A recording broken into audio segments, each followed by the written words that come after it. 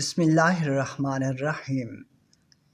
کتاب دل دریا سمندر، مصنف واصف علی واصف۔ محبت۔ ہر ذات شکم مادر میں بچے کی صورت گری کرتی ہے، وہی ذات خیال اور احساس کی صورت گر بھی ہے۔ پیدا فرمانے والے نے چہروں کو تاثر دینے والا بنایا اور قلوب کو تاثیر قبول کرنے والا۔ ہر چہرہ ایک رینج میں تاثر رکھتا ہے اور اس کے باہر وہ تاثیر نہیں ہوتی۔ دائرہ تاثیر صدیوں اور زمانوں پر محیط ہو سکتا ہے، یہ خالق کے اپنے کام ہیں۔ آنکھوں کی بینائی عطا فرمانے والا نظاروں کو رانائی عطا فرماتا ہے۔ وہ خود ہی دل پیدا فرماتا ہے، خود ہی دلبر پیدا فرماتا ہے اور خود ہی دلبری کا خالق ہے، بلکہ وہ خود ہی سر دلبراں ہے۔ محبت کوشش یا محنت سے حاصل نہیں ہوتی، یہ عطا ہے، یہ نصیب ہے، بلکہ یہ بڑے ہی نصیب کی بات ہے۔ زمین کے سفر میں اگر کوئی چیز آسمانی ہے تو وہ محبت ہی ہے۔ محبت کی تعریف مشکل ہے، اس پر کتاب لکھی گئیں۔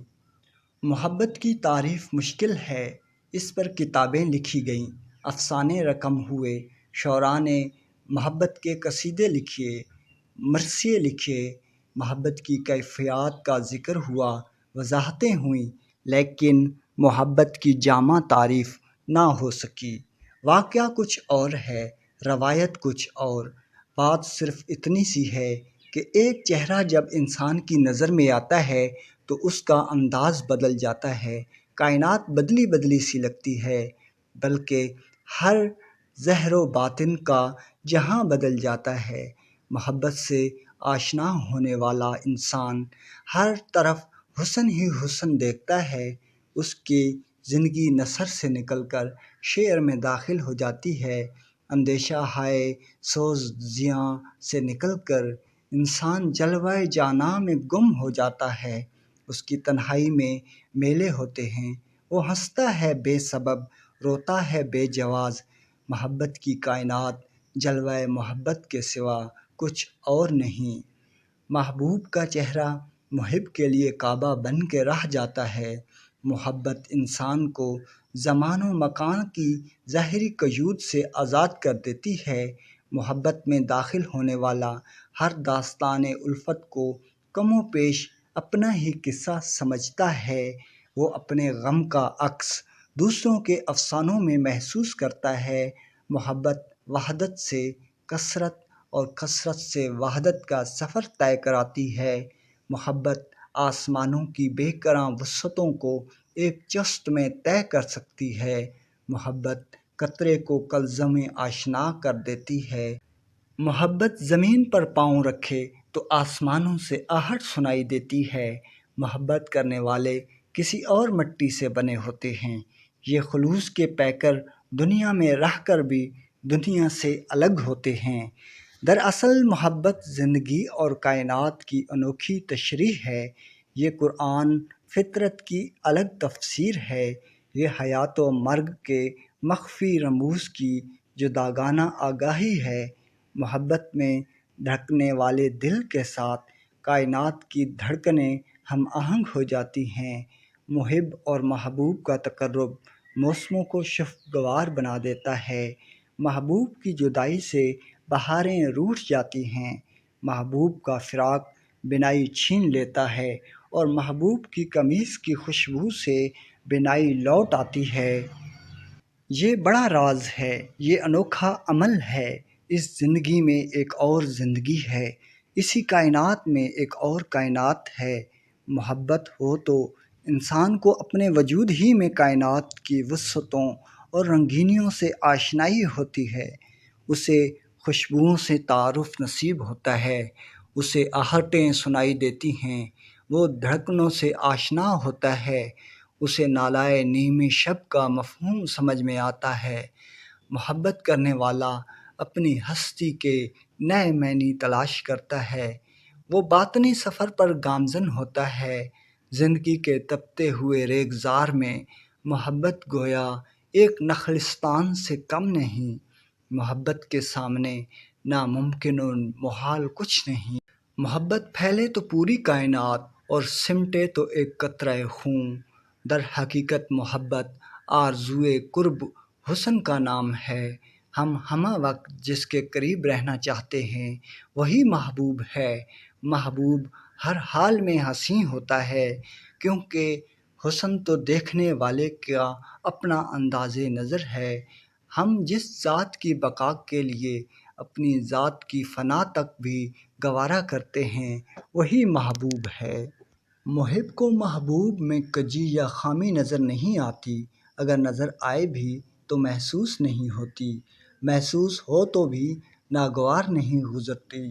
محبوب کی ہر ادا دل بری ہے، یہاں تک کہ اس کا ستم بھی کرم ہے، اس کی وفا بھی پر لطف اور جفا بھی پر کشش۔ محبوب کی جفا کشی محب کو ترک وفا پر مجبور نہیں کرتی، دراصل وفا ہوتی ہی بے وفا کے لیے ہے۔ محبوب کی راہ میں انسان معذوری و مجبوری کا اظہار نہیں کرتا۔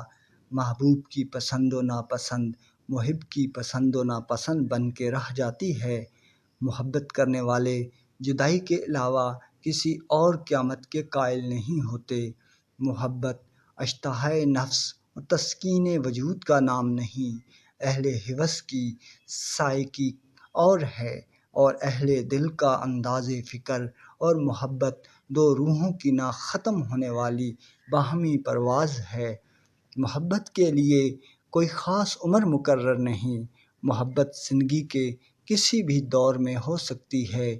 یہ بھی ممکن ہے کہ ایک انسان کو پوری زندگی میں بھی محبت سے آشنا ہونے کا موقع نہ ملے۔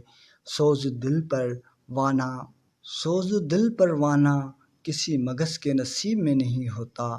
عقیدوں اور نظریات سے محبت نہیں ہو سکتی، محبت انسان سے ہوتی ہے۔ اگر پیغمبر سے محبت نہ ہو تو خدا سے بھی محبت اور اسلام سے محبت نہیں ہو سکتی۔ یہاں یہ سوال پیدا ہوتا ہے کہ مجاز کیا ہے اور حقیقت کیا ہے؟ دراصل مجاز بذات خود ایک حقیقت ہے، اور یہ حقیقت اس وقت تک مجاز کہلاتی ہے جب تک رقیب ناگوار ہو۔ جس محبت میں رقیب قریب ہو اور ہم سفر ہو وہ عشق حقیقی ہے۔ اپنا عشق اپنے محبوب اپنے تک ہی محدود رکھا جائے تو مجاز، اور اگر اپنی محبت میں کائنات کو شریک کرنے کی خواہش ہو تو حقیقت۔ رانجھے کا عشق مجاز ہو سکتا ہے، لیکن وارث شاہ کا عشق حقیقت ہے۔ عشق حقیقی، عشق نور حقیقت ہے۔ یہ نور جہاں سے بھی عیاں ہوگا عاشق کے لیے محبوب ہوگا۔ عشق نبی عشق حقیقی ہے، عشق آل نبی عشق حقیقی ہے، عشق اصحاب نبی عشق حقیقی ہے، عشق جامی عشق حقیقی ہے، اویس کرنی کا عشق حقیقی ہے، عشق رومی حقیقی ہے، بلکہ اقبال کا عشق بھی عشق حقیقی ہی کہلائے گا۔ اگر قطرہ شبنم واصل کلثم ہو اور آنسو بھی سمندر سے واصل ہو تو شبنم اور آنسو کا عشق بھی عشق کلثم یا عشق حقیقی کہلائے گا۔ پیر کامل کا عشق عشق نبی ہی کہلائے گا۔ حضور اکرم صلی اللہ علیہ وآلہ وسلم کو نور خدا کہا جاتا ہے، اور ولی چونکہ مظہر عشق نبی کا مظہر ہوتا ہے اسے مظہر نبی یا مظہر نور خدا کہا جا سکتا ہے۔ پیر کامل کو عشق میں صورت ظل الہی کہنا جائز ہے۔ مولانا روم نے اس کو یوں کہا ہے: ہر کے پیروں ذات را یک نیند، نے مریدو نے مریدو نے مرید۔ بہرحال عشق مجازی کو بوسیلہ شیخ کامل عشق حقیقی بننے میں کوئی دیر نہیں لگتی۔ ہر انسان کے ساتھ محبت الگ تاثیر رکھتی ہے، جس طرح ہر انسان کا چہرہ الگ، مزاج الگ، دل الگ، پسند و ناپسند الگ، قسمت نصیب الگ، اسی طرح ہر انسان کا محبت میں رویہ الگ، کہیں محبت کے دم سے تخت حاصل کیے جا رہے ہیں، کہیں تخت چھوڑے جا رہے ہیں، کہیں دولت کمائی جا رہی ہے، کہیں دولت لٹائی جا رہی ہے۔ محبت کرنے والے کبھی شہروں میں ویرانے پیدا کرتے ہیں، کبھی ویرانوں میں شہر آباد کر جاتے ہیں۔ دو انسانوں کی محبت یکساں نہیں ہو سکتی، اس لیے محبت کا بیان مشکل ہے۔ دراصل محبت ہی وہ آئینہ ہے جس میں انسان اپنی اصلی شکل، باطنی شکل، حقیقی شکل دیکھتا ہے۔ محبت ہی قدرت کا سب سے بڑا کرشمہ ہے۔ جس تن لاگے سو تن جانے، محبت ہی کے ذریعے انسان پر زندگی کے معنی منکشف ہوتے ہیں۔ کائنات کا حسن اسی آئینے میں نظر آتا ہے۔ آج کا انسان محبت سے دور ہوتا جا رہا ہے۔ آج کا انسان ہر قدم پر ایک دو راہ سے دو چار ہوتا ہے۔ مشینوں نے انسان سے محبت چھین لی ہے۔ آج کے انسان کے پاس وقت نہیں کہ وہ نکلنے اور ڈوبنے والے سورج کا منظر تک بھی دیکھ سکے۔ وہ چاندنی راتوں کے حسن سے ناآشنا ہو کر رہ گیا ہے۔ آج کا انسان دور کے سیٹلائٹ سے پیغام موصول کرنے میں مصروف ہے۔